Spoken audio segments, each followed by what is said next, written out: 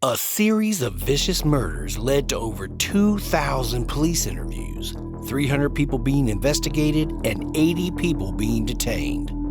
Despite this intensive police search, these crimes remain unsolved. On an early fall night, Mary, known to her close friends as Polly, set out to make enough money to pay for another night at her boarding house. She visited with a friend, Emily, and they talked about Polly's new bonnet and that she had already earned enough money to pay for lodging 3 times over. Unfortunately, as an alcoholic, Polly had already spent the money she earned that night on drinks. She was heading back out at 2:30 a.m. to find another paying customer to earn just enough to pay the rent. Just over an hour later, her body was found in an alleyway. Her throat was cut so deeply that her spine was visible. Police and mortuary workers collected her body and moved her to the morgue, where they discovered that her murderer had also disemboweled her, cutting her abdomen open from her ribs down to her stomach. Mary Nichols, a poverty-stricken woman who lived in one of the poorest neighborhoods in London, Whitechapel, became the first official victim of the notorious serial killer Jack the Ripper. Since the string of 5 or possibly 6 horrific murders of women in Whitechapel, London in 1888, people have been fascinated by the mystery of the identity of Jack the Ripper and appalled by the violence of his crimes. Mary Polly Nichols was killed on August 31, 1888. She married William Nichols in 1864. They had 5 children. Mary began drinking heavily around the time her last child was born in 1879. She and her husband hired a woman to help around the house, but William had an affair with her, and Mary's drinking got much worse.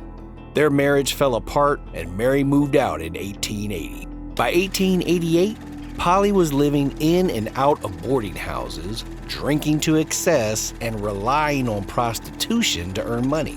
The ominous pseudonym Jack the Ripper was not yet applied to the killer, with only one murder. That would come later. At the time, police inquiries among prostitutions in the Whitechapel area led to talk about a killer called Leather Apron, who threatened to rip them open. The second victim, Annie Chapman, was found scarcely a week later, early in the morning on September 8th. Her life and death were remarkably similar to Mary Nichols. Annie was married to John Chapman and had several children with him. However, she also began abusing alcohol and left the relationship. John kept custody of the children, but he also continued to care for Annie. He provided for her financially until his death in 1886. Annie was living in boarding houses and supporting herself by selling crocheted goods, flowers, and matches. Her alcoholism prevented her from managing her finances, and she, too, relied on prostitution from time to time to pay for lodging at Crossingham's lodging house. While most people who knew her described her as friendly, she did have one scuffle with another resident over a borrowed bar of soap she had not returned. The fight left Annie with a black eye and bruises on her head and chest. On September 7, 1888, Annie did not have the money to pay for the night at Crossingham's. At 11:30 p.m., the manager, Tim Donovan, noted that she looked ill and asked about her well-being because he hadn't seen her in several days. She told him that she had been sick and was in the infirmary. She also told him that she didn't have the money to pay for a night's lodging and asked if she could just sit in the kitchen for a few minutes.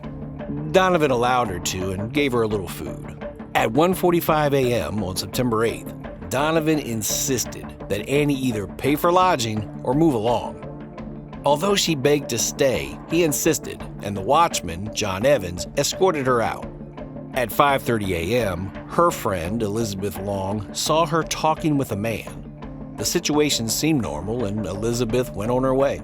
A mere half hour later, at 6 a.m., she was found mutilated and dead on Hanbury Street. Annie's throat had been slit, and police surgeon Bagster Phillips also noted that her womb had been cut out and taken away. Her injuries were similar to Mary Nichols, and police linked the killings. In both cases, the details about the funerals were kept secret to prevent crowds and reduce fear. The Daily Telegraph, a newspaper, noted at the time that both Mary and Annie could have been saved by 4 pence, the price of a night's lodging at a boarding house. Due to Annie's injuries, rumors began to spread that the killer had medical experience or was possibly a butcher. Police stepped up their presence in the Whitechapel area for the next few weeks, and no murders occurred.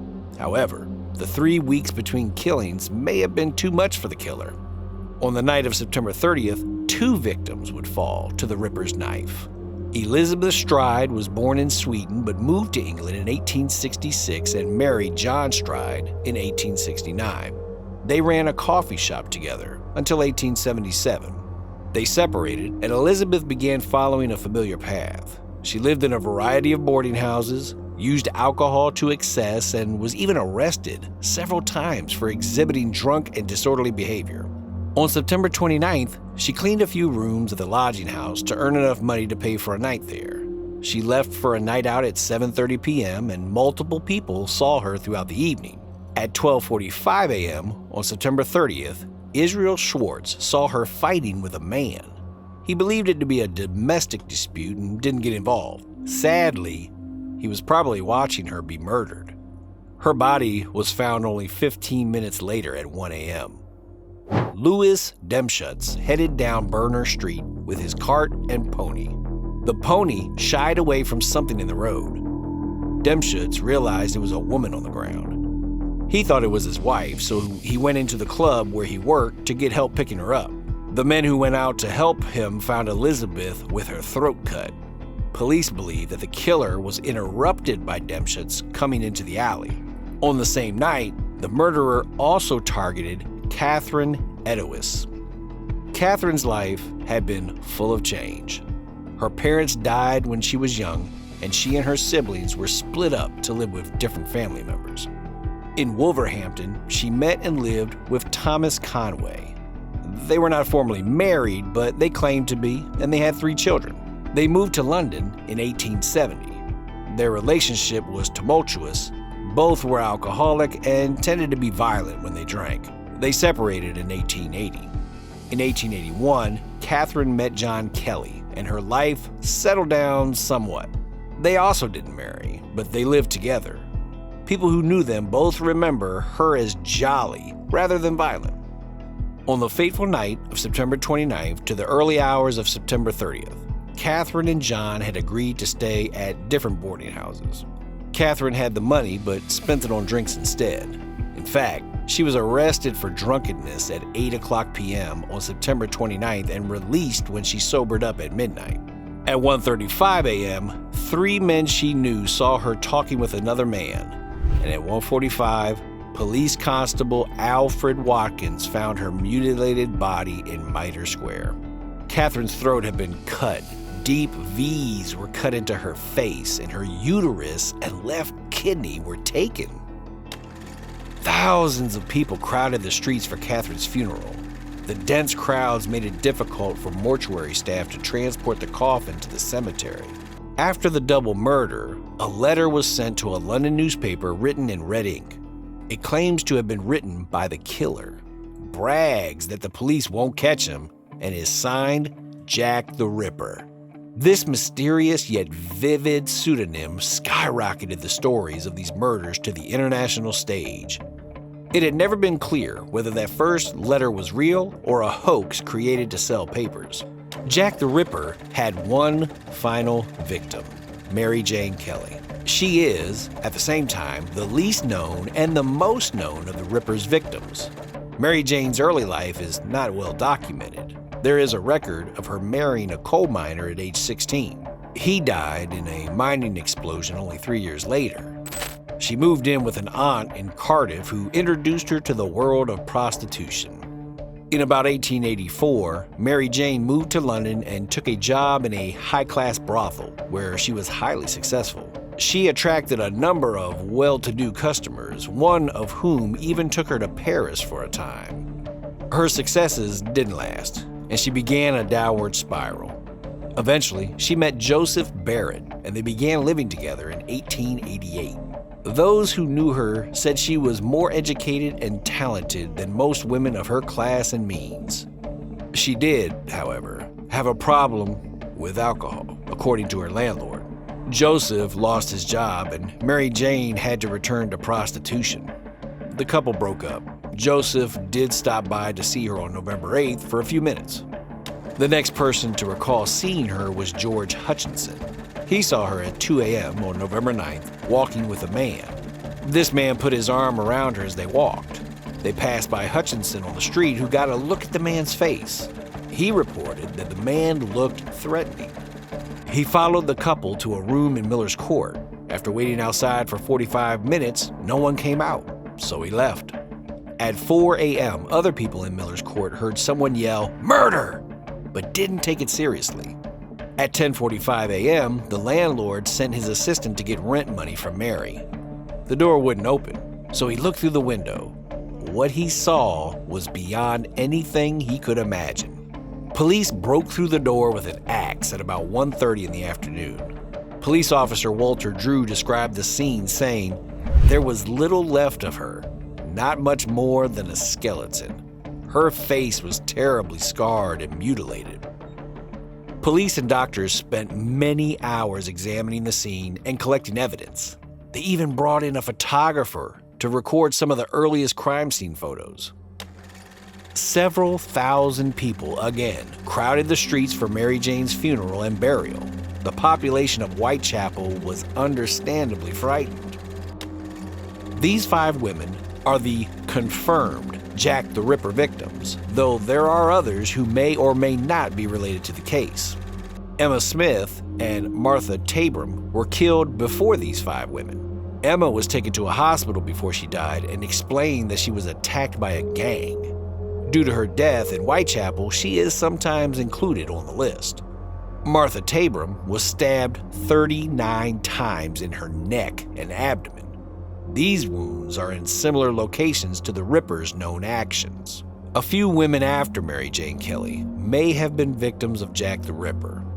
Rose Mylett was found dead in December of 1888, but didn't have any of the Ripper's typical injuries. Alice McKenzie was killed 6 months later, in July of 1889. Her wounds were similar to the Ripper's, 2 stab wounds to the throat and a long cut on her abdomen. The wounds were not deep, however, which makes many people discount her as a victim. Frances Coles was found on February 13, 1891. She was still alive when found, but died of the slash to her throat. Hers is the last name in the official file of the Whitechapel murders. The mystery remains. Who was Jack the Ripper? Although police at the time had many suspects, they were never able to prove who committed the murders. Now, 135 years later, it seems that a new theory is presented every year, though some of these theories produce compelling evidence. Detective Inspector Frederick Aberline of Scotland Yard in 1888 considered George Chapman a likely suspect. George was trained as a junior surgeon in his native Poland and worked as a barber in London. He had violent tendencies, abusing his first and second wives. He also killed at least 3 women he was in romantic relationships with, but his modus operandi was poison. In 2002, crime writer and forensic expert Patricia Cornwall wrote a book proposing artist Walter Seckert as the suspect. She claimed that the childhood surgeries he endured led to his impotence. He developed a hatred for women and tended to act out violently and painted images of murdered women. It also seems likely that at least some of the hoax letters sent to public officials and newspapers claiming to be Jack the Ripper were written by Seckert. Cornwall had mitochondrial DNA testing conducted on stamps from the letters and traced the genetic line to discover who he was. In 2019, genetic material was tested from a shawl found with Catherine Edowis' body. Some experts believe that DNA sequences are incomplete. The authors of the paper, Jari Luhainen and John Moores, believe that the DNA leads to Aaron Kosminski, a Polish man who was living in London and working as a barber. Police in 1888 included Kosminski on their list of suspects. Yet another suspect was named in 2023. Sarah Bax Horton examined all the evidence in the Jack the Ripper case and used physical descriptions noted by eyewitnesses. She believes that the doubly named Chaim Hyams, a cigar maker, is the culprit. He matched the physical characteristics noted in police reports. He had an unusual gait due to not being able to straighten his knees or his left arm. Some witnesses noted that who they thought was the murderer walked with an unusual gait. Hyams also had serious mental illnesses, epilepsy, and a violent history. Hyams was arrested and incarcerated in an asylum due to his poor mental health at the end of 1888. The murders ended after his incarceration. Multiple other suspects have been put forward as possibilities. Likely, we'll never know the identity of the killer. Perhaps instead, the focus should be placed on the victims and others like them. 135 years later, we only know the names of these women who fell into poverty because they were victims of a notorious killer. Ultimately, we should shift attention to honoring the victims and advocating for others who find themselves living in similar situations. Don't forget to like, subscribe, and comment your thoughts down below.